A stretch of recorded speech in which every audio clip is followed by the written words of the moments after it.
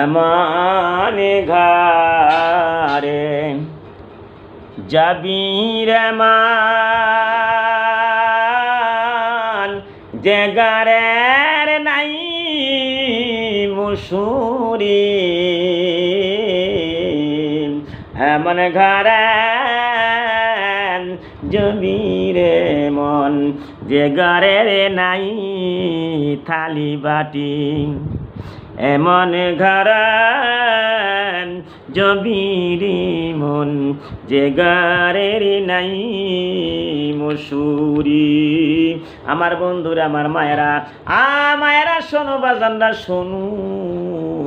এই গরমে দিনে পইরা গেছে, আমরা ফ্যান ঘুরাইতেছি, কি সুন্দর মশারি টানাইতেছি, মাটির তলে কবরে মনে তুমি ফ্যান কোথায় পাইবা? কোথায় ফ্যান পাইবা? কোথায় বাতাস কেমন করে নিবা? তুমি একবারও চিন্তা করে দেখলা না?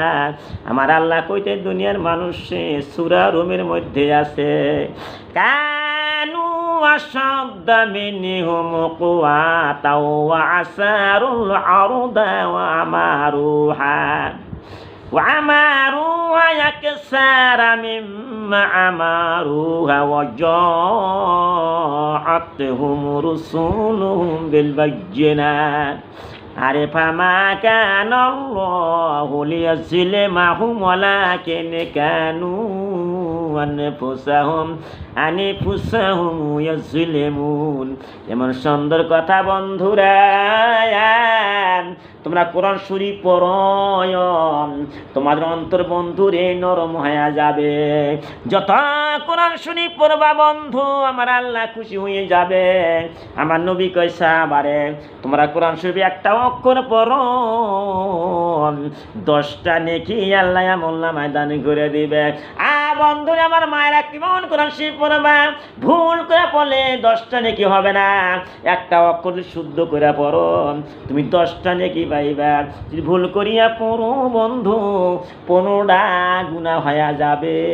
আমি আসামিরা মেরি হামজার কথা বলতাছি, 3টা অক্ষর পড়বা, তুমি 30টা নেকি পাওয়া যাইবা বন্ধু। আমার আল্লাহ বলতেছেন, দুনিয়ার মানুষ যারা ওদের তুলনায় ছিল অধিক শক্তিশালী, তুমি শক্তিশালী আছো। কোরআনের তাফসীরে বলতেছে আমি আসামিরা মেরি হামজা, কারা শক্তিশালী ছিল? আবু জেহেল শক্তিশালী ছিল, আবু লাহাব, ফেরাউন শক্তিশালী ছিল। আরে এখন মুসলমানের মধ্যে চিন্তা করে দেখেন, আমির হামজা পলোয়ান ছিল বিশ্বর জমিনে, সে শক্তিশালী ছিল।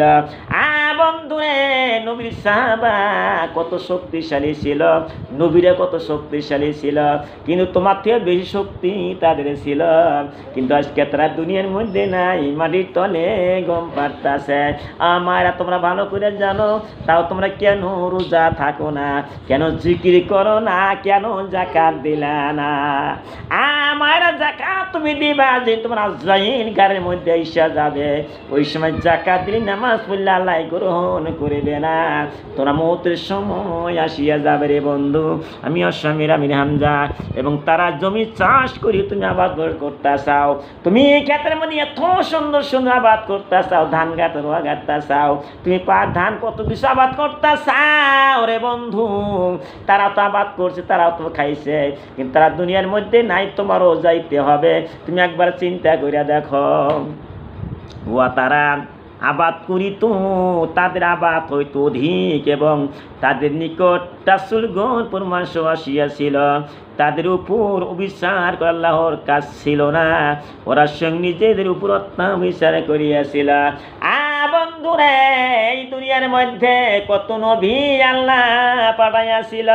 নূহ নবীর জামানায় নূহ নবী মানুষকে বলতেছেন লা ইলাহা ইল্লাল্লাহু নূহ নবিয়ুল্লাহ। এই কথা যখন বলছেন, নিষ্ঠুর কাফেরেরা নূহ নবীর জামানায় তারা কানের মধ্যে তুলা দিয়া রাখছেন, ওই নূহ নবীর কথা তারা শোনে নাই, আল্লাহর হুকুম তারা মানল না। আমার আল্লাহ বলতেছেন দুনিয়ার মানুষে ওই সময়ের ভিতরে আমি এরকম সুন্দর কিস্তি একটা বানাই বের করলো নুহ নবীরে কিস্তি নৌকা বানাইল নৌকার মধ্যে যারা মুসলমান তারা উঠলো তারা বাইসে গেল যারা কাফের তারা সব ডুবে গেছে আমার বন্ধুরে আমার আল্লাহ বলতেছেন দুনিয়ার মানুষ আমি জুলুম করে অত্যাচার করি না তার নিজের উপর নিজে জুলুম করিয়াছে নিজে দোষ করছে দেশের জন্য আল্লাহ তাদেরকে শাস্তি দিছে আবু জিহিল কত শাস্তি পাইবে ফেরাউন আর কত শাস্তি হয়ে মরছে আরে তারা কত কাফেরা কত শাস্তি হয়ে মরতেছে তার নিজের দোষে তারা শাস্তি পাইতেছে একজন মানুষের একটা কঠিন বেমার হইতাছে বন্ধু আল্লাহ তো বেমার দেয় না নিজের দোষে যে সে নিজের বেমার তৈরি করেছে যুবক ছেলেরা যুবক মেয়েরা তাদের বেমার অসুখ হয় কঠিন কঠিন বেমার হয়ে যায় কতগুলি বেমার নিজের দোষে হয়ে যায় আল্লাহর কোনো দোষ নাই আল্লাহ কইতাছে নিজের উপর বিচার করিয়াছিল পরে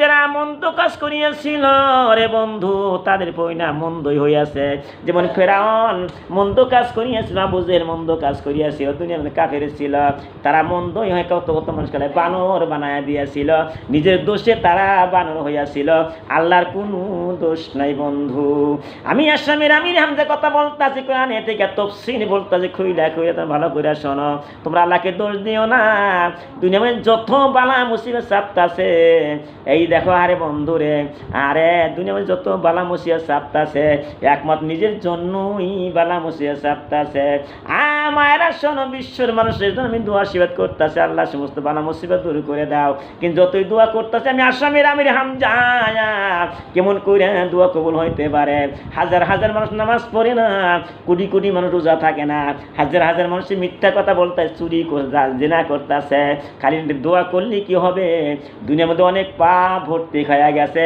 এই জন্য আল্লাহর গজব শুরু হয়ে গেছে আমি আসামের আমির হামজা বলতেছি বন্ধু কারণ তারা আল্লাহর আয়াত অস্বীকার করিত এবং ইয়াত নিয়ে করিত বিদ্রুপ বন্ধুরা সূরা ইয়াসিনের মধ্যে আছে ওই সময় দুইটা একটা নবী যখন গেল মানুষের কাছে ধর্ম প্রচার করলো ওই কাফেরা ঠাট্টা বিদ্রুপ করলো কি পাগল আসিয়াছে নবী নবী কোনকার নবী কি আইসা গেছে নবীকে পাগল বলল জাদুকর বললো তারা ইটপাট কেলে মানলো তার নবীকে অত্যাচার করেছিল মারপিট করেছিল এই জন্য বন্ধু যুগে যুগে নবী আল্লাহ পাঠাইয়াছিল নবীরা না কতই কষ্ট করছে বন্ধু তুমি কিসের কষ্ট করছাও তুমি 3 বার 4 বার করে খাইতে চাও তোমার টাকা পয়সার অভাব নাই ঘর দালান ঘরের অভাব নাই তুমি কিসের কষ্ট করলা নবীবান কিসের কষ্ট করিয়াছিল বিশ্ব নবী 40 দিন পর্যন্ত তারা খাওয়া পায় নাই কত কষ্ট করছে তাও যুদ্ধ করেছে উহুদের ময়দানে কাফেররা দাঁত ভেঙে উহুদের ময়দানে কাফেররা কত ইটপাট করে মেরেছিল আঘাতে আঘাতে রক্ত দিয়ে রঞ্জিত হইয়া গিয়েছিল আমার নবী যে যুদ্ধের ময়দানে উহুদের ময়দানে কাফেররা দাঁত ভাঙিয়াছিল নবীর এত কষ্ট করেছে বন্ধু তোমার দাঁত না পরিষ্কার দেখা যায় তুমি কেন দাঁতটা ভাঙলা না কেন তুমি আল্লাহকে খুশি করলা না নবীনে কত কষ্ট করিয়াছিল দাঁত আর ভাঙিয়াছে শহীদ করিয়াছিল ওয়াসকনি পাগলা ছিল নবীর মহব্বতে ওয়াসকনি পাগলা নিজের 32টা দাঁত ভাঙিয়া ফেলায় কারণ আমার নবীবান কোন দাঁত ভাঙছে আমি তো জানি না নিজের 32টা দাঁত নিজে ভাঙিয়া ফেলাইয়াছিল তুমি কি ওয়াসকনির মতন তুমি কি নেককার হইয়া চাও আর আমরা করি কি আমরা অহংকারী হিংসা করতেছি দুনিয়ার মধ্যে হিংসা অহংকার করি তোমার মাটিতে পিঁপড়া ডাইয়া খাইব বন্ধু তুমি একবার চিন্তা করে দেখলো না কবরের মধ্যে কি অবস্থা হয়ে যাবে আমি আসামের আমির হামজা অনেক কিছু বললাম আমার বক্তব্য লম্বা করব না ওয়াখিরু দাওয়ানা আনিল হামদুলিল্লাহি রাব্বিল আলামিন।